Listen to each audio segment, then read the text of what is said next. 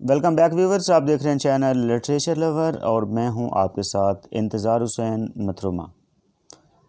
آج کی ویڈیو میں اوتھیلو کی سمری آپ کے سامنے پیش کرنے جا رہا ہوں۔ امید ہے آج کی سمری جو ہے وہ لٹریچر کے اسٹوڈنٹ کے لیے بہت زیادہ یوزفل ہوگی، جو اردو سے بلانگ کرتے ہیں یا وہ ان کا تعلق ہندی سے ہے۔ تو سمری سٹارٹ کرتے ہیں۔ شیکسپیئر اپنے دو ڈراموں دا ونٹر ٹیلز اور اوتھیلو میں ایک ہی موضوع یعنی حسد، جیلسی کے نتائج و عواقب کو زیر بحث لایا ہے۔ تاہم جہاں تک ونٹر ٹیل کا تعلق ہے، وہاں حسد کی پیدائش میں کوئی بیرونی عناصر کار فرما نہیں ہوتے۔ یولینٹیز کا اپنا ذہن ہوتا ہے جو حالات کا منفی رخ دے کر تباہی لاتا ہے، جبکہ اوتھیلو میں ایاگو حسد پیدا کرنے میں بطور ایک مشینری کے کام کرتا ہے۔ وہ ایک عامل کے طور پر اوتھیلو کے ذہن کو مکمل طور پر مفلوج کر دیتا ہے اور اسے مکمل تباہی و بربادی کی طرف دھکیل دیتا ہے۔ وینس کے رکن بلدیہ برابنٹیو کی بیٹی ڈیسڈیمونا کمال خوبصورت لڑکی تھی۔ اس کے حسن اور باپ کی جاہ و حشمت کے سبب اس کے بے شمار طلبگار تھے، لیکن بجائے وینس کے کسی گورے ہم وطن کے وہ اپنے باپ کے منظور نظر ایک حبشی کو دل دے بیٹھی۔ اس کا انتخاب اوتھیلو گو سیاہ فام تھا، لیکن شجاعت کے ہر مروجہ معیار پر پورا اترتا تھا۔ ترکوں کے خلاف بے شمار معرکوں میں قائدانہ صلاحیتوں کا مظاہر کرنے پر اسے وینس کی افواج کا سالار بنا دیا گیا تھا۔ ریاست میں اسے کئی مرتبہ حاصل تھا اور عام شہری بھی اس کی عزت کرتے تھے۔ اوتھیلو نے زندگی کے نشیب و فراز بڑے قریب سے دیکھے تھے۔ جب وہ اپنے معرکوں کی سرگزشت بیان کرتا، ڈیسڈیمونا سراپا محویت ہو جاتی۔ اس کا غلام بنا کر بیچا جانا، ملک ملک کی خاک چھاننا اور ایک کے بعد دوسری مصیبت سے نبرد آزما ہونا، مسلسل پیچ در پیچ معرکوں میں وحشی قبائل سے ٹکرانا، یہی اس کی داستان حیات تھی۔ ڈیسڈیمونا کی نوعمری اور رومانویت اسے زور تخیل سے اوتھیلو کی داستانوں میں اس کے ہم رکاب کر دیتی۔ وہ اس کے مصائب پر آنسو بہاتی اور مصیبت ٹل جانے پر سکھ کا سانس لیتی۔ رفتہ رفتہ یہ ہمدردی شناسائی اور پھر محبت میں بدل گئی، جیسا کہ عام طور پر ہوتا ہے۔ اوتھیلو اور ڈیسڈیمونا کا عہد و پیمان خفیہ نکاح پر پہنچ گیا۔ اگرچہ ڈیسڈیمونا کے باپ برانٹیو نے اسے کافی آزادی دے رکھی تھی، لیکن کسی ہم نسل اور ہم مرتبہ نوجوان کی بجائے اوتھیلو کے انتخاب نے اسے ششدر کر دیا، حیران کر دیا، پریشان کر دیا۔ شادی کے منظر عام پر آنے کے بعد برانٹیو نے کونسل میں استغاثہ کیا کہ اوتھیلو نے اس کے اعتماد کو بھی دھوکہ دیا ہے اور پھر اس شادی کو باپ کی رضامندی بھی حاصل نہیں، چنانچہ اسے منسوخ کیا جانا چاہیے۔ اتفاق سے انہی دنوں قبرص پر ترکوں کے حملے کی خبر آئی۔ مقابلے کے لیے سب کی نظر انتخاب اوتھیلو پر ٹھہری، چنانچہ وہ دو حیثیتوں میں مجلس کے روبرو میں حاضر ہوا۔ ایک جلیل القدر منصب یعنی افواج کی سپہ سالاری کا امیدوار تھا اور ساتھ ہی اسے برانٹیو کے استغاثہ کا جواب بھی دینا تھا۔ مجلس میں برانٹیو کا دعویٰ غیر منطقی، جذباتی دھند میں ملفوف اور غیظ و غضب کی تاریکی لیے ہوئے تھا۔ دوسری طرف اوتھیلو کا جواب صاف، سیدھا اور مبالغہ آرائی سے پاک، ٹھوس دلائل پر مبنی تھا۔ اس کی بیوی یعنی برانٹیو کی بیٹی نے اوتھیلو کے حق میں مجلس کے روبرو بیان دیا کہ مجھے اپنے خاوند سے وہی محبت ہے جو میری والدہ کو میرے والد سے تھی۔ برانٹیو نے مایوس ہو کر شکست تسلیم کر لی اور بیان دیا کہ میں اپنی بیٹی کو اس شخص کے حوالے کرتا ہوں۔ یہ حد سے زیادہ آزادی کا نتیجہ ہے جو میں نے اپنی بیٹی کو دے رکھی تھی۔ شکر ہے کہ میری کوئی اور بیٹی نہیں، ورنہ مجھے اسے قید میں رکھنا پڑتا۔ اوتھیلو نے مجلس میں ثابت کر دیا کہ وہ ایک آزمودہ کار مرد میدان ہے اور اس کی بیوی کی موجودگی بطور جنرل اس کی صلاحیتوں پر کوئی منفی اثر مرتب نہ کرے گی۔ چنانچہ اسے ڈیسڈیمونا کو اپنے ساتھ قبرص لے جانے کی اجازت مل گئی، لیکن وہاں لڑائی کی نوبت نہ آئی۔ خبر ملی کہ ترکوں کا بیڑا طوفان کے باعث منتشر ہو گیا ہے۔ اگرچہ میدان کا رازدار کی آزمائش ٹل گئی، لیکن اب اسے اپنوں کی کینہ و عداوت کا سامنا کرنا پڑا۔ فلورنس کا رہنے والا عاشق مزاج، خوش اتوار اور یارباش میکائیل کیسیو جنرل اوتھیلو کا عزیز دوست اور معتمد تھا۔ اس کے باعث اوتھیلو کی طرح کے مائل با عمر رسیدگی شوہر اپنی بیویوں کے متعلق بدگمان ہو سکتے تھے، لیکن پرلے درجے کا شریف اوتھیلو شک اور حسد جیسے رذیل حرکات سے کوسوں دور تھا۔ پھر کیسیو اس کا رازدار بھی تھا۔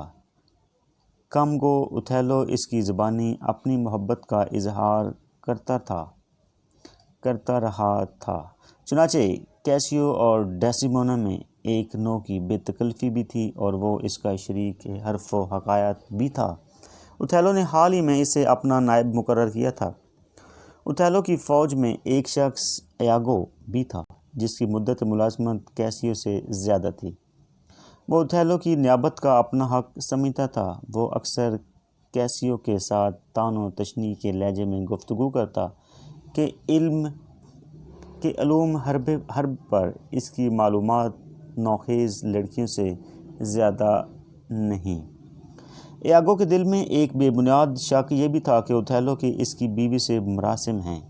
اس کے سازشی دماغ نے انتقام کا منصوبہ بنایا جو بالآخر اوتھیلو اور ڈیسڈیمونا کی تباہی پر ختم ہوا۔ چال باز ایاگو انسانی نفسیات کا نباز تھا، یعنی جاننے والا تھا کہ ذہنی اور روحانی اذیتوں میں سے سخت ترین وہ شک ہے جو خامند کے ذہن میں بیوی کی وفاداری کے متعلق پیدا ہوتا ہے۔ اسے کوئی پرواہ نہ تھی کہ اس کی سازش کیا گل کھلاتی ہے اور کیسیو یا اوتھیلو کی جانوں پر کیا گزرتی ہے۔ قبرص میں اوتھیلو اور اس کی بیگم کے اعزاز میں جشن کا اہتمام ہوا۔ اوتھیلو نے کیسیو کو ذمہ داری سونپی کہ سپاہی اپنی سرمستی اور مینوشی میں عام شہریوں کے لیے کوئی مسئلہ کھڑا نہ کریں۔ یہ رات جام لوٹھانے اور اپنے جنرلز اوتھیلو کے ساتھ اظہار و وفاداری کی رات تھی۔ ایاگو نے اپنی سازش کا آغاز کیا اور اوتھیلو کی وفاداری کے نام پر ہلا شیری دے کر کیسیو کو اس کے ظرف سے زیادہ شراب پلا دی۔ اس نے مدہوشی میں ڈیسڈیمونا کی تعریف شروع کر دی۔ ایاگو کے سکھائے ایک شخص نے بیگم کی شان میں گستاخانہ کلمات کہے۔ اس پر لڑائی شروع ہو گئی۔ ایک معتبر افسر مونٹینو جو لڑائی رکوا رہا تھا زخمی ہو گیا۔ ایاگو نے خطرے کی گھنٹی بجا دی اور یوں ایک معمولی جھگڑے کو بگولے کا رنگ دے دیا۔ گھنٹی کی آواز سن کر اوتھیلو ہتھیار لگائے موقع پر پہنچ گیا۔ اس اثناء میں کیسیو کا نشہ اگرچہ کم ہو گیا تھا، لیکن اتنا ضرور باقی تھا کہ وہ شرمندگی پر غالب نہ آ سکا۔ چنانچہ اس نے اوتھیلو کے سوالات کا جواب دینے کی بجائے چپ سادھ لی۔ اوتھیلو نے ایاگو سے پوچھا، اس نے جان بوجھ کر ایسا انداز اختیار کیا گویا وہ کیسیو کا قصور چھپا رہا ہو، لیکن ساتھ ہی اس نے کیسیو کو نہ صرف قصوروار ٹھہرایا بلکہ رائی کو پہاڑ بنا کر پیش کیا۔ اوتھیلو قواعد و ضوابط کا پابند تھا۔ کیسیو کو عہدے سے معزول کر دیا گیا۔ یہ ایاگو کی پہلی کامیابی تھی۔ کیسیو اب بھی ایاگو کی چال نہ سمجھ سکا اور اس سے مشورے کا طلب ہوا کہ جنرل کی خفگی کس طرح کم کی جائے۔ ایاگو نے سے مشورہ دیا کہ وہ ڈیسڈیمونا کی معاونت طلب کرے۔ اوتھیلو اپنی بیوی کی بات نہ ٹالے گا۔ ڈیسڈیمونا نے نہ صرف کیسیو کی سفارش کی بلکہ اڑ گئی کہ سزا قصور سے کہیں زیادہ تھی، اڑ گئی اور اسے جلد از جلد بحال ہونا چاہیے۔ جذبات میں آ کر وہ کہہ بیٹھی کہ اسے حد پرسوں تک بحال کر دو، یہ تمہاری محبت کا امتحان ہے۔ اوتھیلو بھی مان گیا کہ میں اسے ضرور بحال کر دوں گا، صرف اتنا کرو کہ مدت پر زور نہ دو، یہ مجھ پر چھوڑ دو۔ ادھر کیسیو اپنی بلانوشی اور بے قابو ہو جانے پر پشیمان تھا۔ اسے سمجھ نہ آتی تھی کہ وہ اپنے سپہ سالار سے کس طرح معافی کا خواستگار ہو۔ جب ایاگو اور اوتھیلو ڈیسڈیمونا کے کمرے میں آئے تو کیسیو ایاگو کی نصیحت کے مطابق بیگم صاحبہ سے درخواست کر کے نکل رہا تھا۔ ایاگو نے گودبی زبان میں لیکن اوتھیلو کو سنانے کے لیے کہا، میں پسند نہیں کرتا۔ اس وقت اوتھیلو نے اس نعرے پر دھیان نہ دیا۔ بعد ازاں ایاگو نے اوتھیلو سے پوچھا کہ آیا کیسیو شادی سے پہلے ان دونوں کی محبت سے واقف تھا؟ اوتھیلو نے اس بات میں جواب دیتے ہوئے کہا کہ وہی تو پیغام رسانی بھی کرتا رہا ہے۔ اس پر ایاگو نے پرمعنی انداز میں کہا، جبھی۔ اب اوتھیلو کو ایاگو کے پہلے کلمات بھی یاد آئے۔ وہ ایاگو کو صاف گو اور دیانتدار شخص خیال کرتا تھا۔ اس نے اصرار کیا کہ وہ سب کچھ صاف صاف کہہ ڈالے۔ یہاں بھی ایاگو انسانی نفسیات سے اپنی گہری واقفیت کام میں لاتے ہوئے اشتباہ اور تجسس کے جذبے کو ہوا دیتا ہے کہ مجھے افسوس ہوگا اگر میرے نامکمل مشاہدے سے جناب کے اطمینان قلب میں فرق آ گیا۔ نیک ناموں کو محض شبہ میں بدنام کرنا مناسب نہیں۔ آپ فی الحال شبہات کو نزدیک نہ آنے دیں۔ اوتھیلو بھی کہتا ہے کہ گو اس کی بیوی خوش مزاج ہے لیکن اس کے عفت مآب ہونے میں کوئی شک نہیں۔ یہیں ایاگو اپنا منصوبہ آگے بڑھاتے ہوئے کہا کہ میں اپنی ہم وطن اٹلی کی عورتوں کو اچھی طرح جانتا ہوں۔ زیر آسمان ہزاروں باتیں ایسی کرتی ہیں کہ خاوند ان سے بے خبر رہتے ہیں۔ بیگم صاحبہ بھی وہی ہیں کہ اپنے بوڑھے باپ کو دھوکہ دیا اور اسے یقین دلاتی رہی کہ اس پر جادو ہوا ہے۔ جو عورت اپنے باپ کو دھوکہ دے سکتی ہے، شوہر کو کیوں نہیں دے سکتی؟ مجھے معاف کیجیے گا، اس وقت میں کھری کھری کہہ رہا ہوں۔ اوتھیلو کے دل میں اٹھتے وسوسوں کو تقویت دینے کے لیے اس نے مزید کہا کہ ابھی کیسیو کو بحال نہ کریں اور دیکھیں کہ کن التجاؤں سے وہ اس کی سفارش کرتی ہے۔ گو اوتھیلو نے ایاگو سے وعدہ لیا تھا کہ جب تک ٹھوس ثبوت نہیں مل جاتا وہ اپنی بیوی کے کردار پر شک نہیں کرے گا، لیکن اس کا اطمینان قلب رخصت ہو گیا۔ مسکن ادویہ بھی اسے سلا نہ سکیں، جنگی ہتھیاروں اور اسے ایسے دوسرے مشاغل سے اس کا دل ہٹ گیا۔ آخر جھنجھلا کر اس نے ایک دن ایاگو کی گردن دبوچ لی کہ اس کی بیوی کی پاک دامنی کا ثبوت دے۔ اس پر ایاگو نے اوتھیلو سے کہا کہ آیا اس نے اپنی بیوی کو کوئی سرخ رومال تحفے میں دیا تھا؟ جواب اس بات میں ملنے پر اس نے بتایا کہ وہی رومال اب کیسیو کے پاس ہے۔ اوتھیلو پر وحشت طاری ہو گئی۔ رومال اس کی بے وفائی کا ثبوت بنا اور اوتھیلو نے اپنی بیوی کو گلا گھونٹ کر مار ڈالا۔ تو یہاں تک اوتھیلو کی تماتر خوبیوں پر اس کا شکی مزاج غالب آ گیا۔ اس نے تحقیق کی زحمت نہ کی کہ کیسیو کے پاس وہ رومال پہنچا کس طرح۔ وہ بار بار ڈیسڈیمونا سے رومال طلب کرتا رہا جو وہ پیش نہ کر سکی۔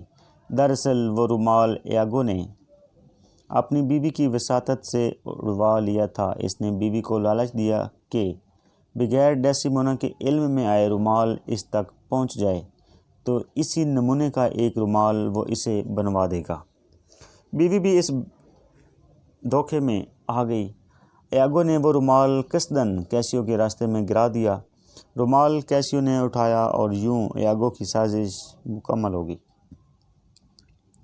معصوم اور بے گناہ بیوی کے قتل کی آگاہی اوتھیلو کے لیے عذاب بن گئی۔ اس نے اپنا خنجر دستے تک دل میں اتار لیا اور بیوی کی ناش پر گر کر قید حیات سے آزاد ہو گیا۔ اوتھیلو بے مثال بہادر اور شریف انسان جلد بازی میں آتش کا شکار ہو گیا۔ اس کی جواں مردی کی داستان مدتوں زباں پر رہی۔ اس کی وفات کی خبر وینس بھیجی گئی اور ایاگو ذلت کے ساتھ پھانسی پا کر اپنے انجام کو پہنچا۔ اس طرح شیکسپیئر ہمیں یہ اخلاقی سبق دیتا ہے کہ اعلی فطرت اور بلند ظرف انسان میں بھی بدگمانی اور شک کا بویا ہوا بیج تیزی سے بڑھتا ہے، اور یہ شک اتنا منہمک کر دینے والا ہوتا ہے کہ انسان کسی دوسرے پہلو پر سوچ بھی نہیں سکتا۔ اس کی فطرت سلیم اتنی ابتر ہو جاتی ہے کہ ساری شخصیت اسی ایک شک کے گرد گھومنے لگتی ہے، اور انسان بے بس اور لاچار ہو کر اپنے منطقی انجام کی طرف بڑھنے لگتا ہے۔ تو یہ تو تھی آج کی ویڈیو۔ امید ہے کہ آپ کو اوتھیلو کی پوری سٹوری سمجھ میں آ گئی ہوگی۔ اگر آپ چاہتے ہیں کہ آپ کو مزید اس طرح کی سٹوریز ملتی رہیں تو آپ میرے چینل کو سبسکرائب کرنا، لائک کرنا اور شیئر کرنا مت بھولیے گا۔ تو ملتے ہیں اگلی ویڈیو میں، تب تک کے لیے اللہ حافظ۔